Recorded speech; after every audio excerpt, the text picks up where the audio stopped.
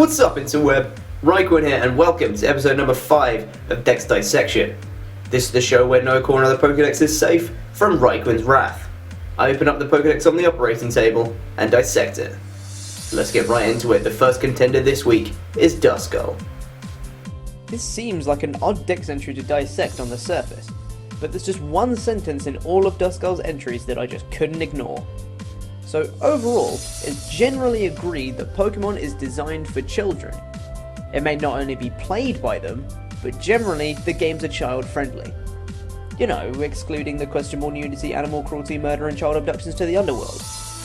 All that aside, children should generally be able to follow what happens, which is why Duskull's Dex entry from Pokemon Sapphire sticks out like a sore thumb. Nothing mentioned in the actual Dex entry itself is too complicated, other than the language it uses. Duskull wanders lost among the deep darkness of midnight. Okay, it's a fairly normal start.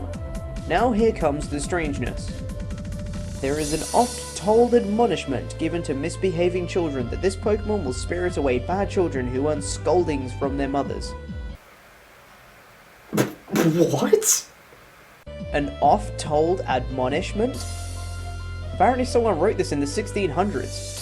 Who the hell says oft-told? And who the hell says admonishment for that matter? Why not just say, there's a tale given to misbehaving children, or there's a proverb, like other Dex entries? Maybe the person who wrote this entry assumed that a Pokemon with one eye would automatically be wearing a monocle, and wrote this Dex entry to match its class status. Next. Feebas.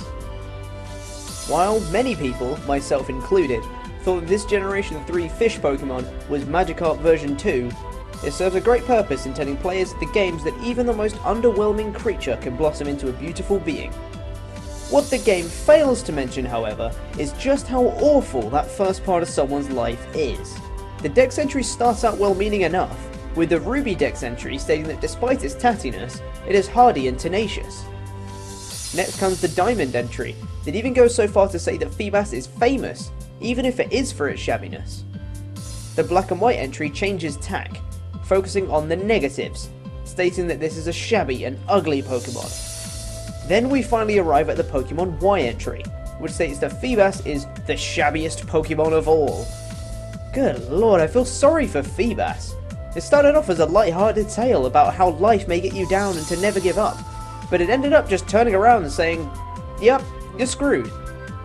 Next. Clang. This gear Pokemon looks like it may have some problems communicating. I mean, it doesn't have a mouth, eyes, ears, a nose, or anything used to interact with the outside world. But apparently, Clang's got it covered. By changing the direction in which it rotates, it communicates its feelings to others. When angry, it rotates faster. Well then, so okay, it rotates faster to convey anger, and different directions for different emotions. The last time I checked, there were 2 directions gears can spin. Clockwise and anti-clockwise. That means Clang can express a grand total of 3 emotions.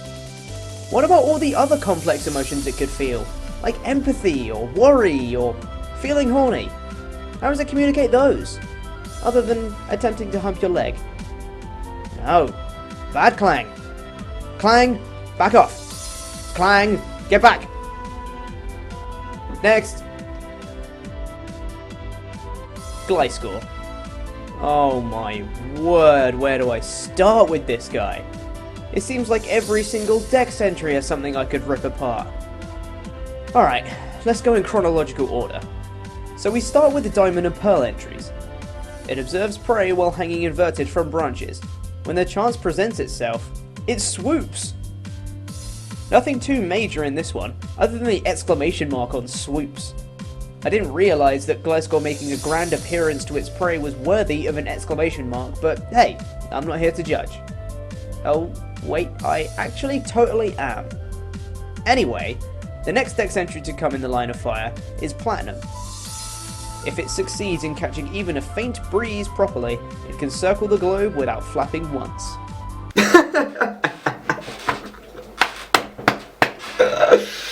Oh man, what a Dex entry. What a Dex entry.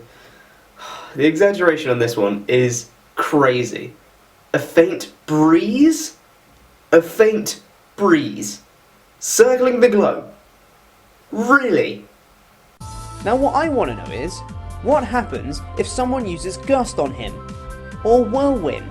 Or even Hurricane? What would happen then?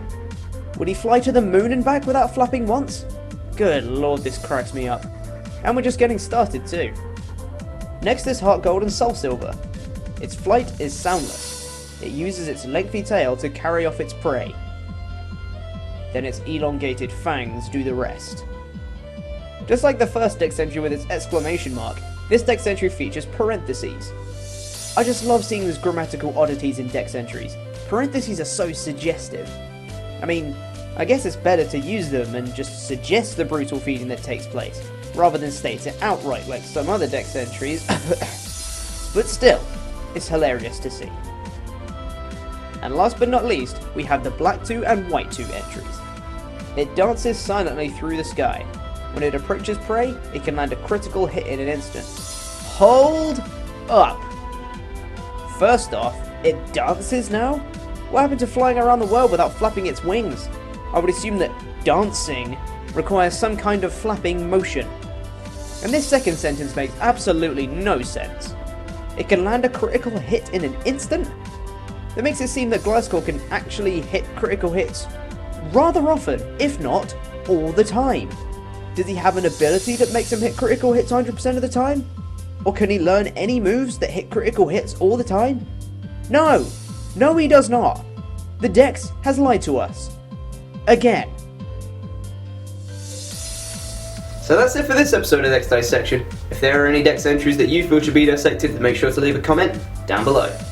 Thanks for watching, and Duskull, Feebas, Clang and Gliscor, consider yourselves dissected.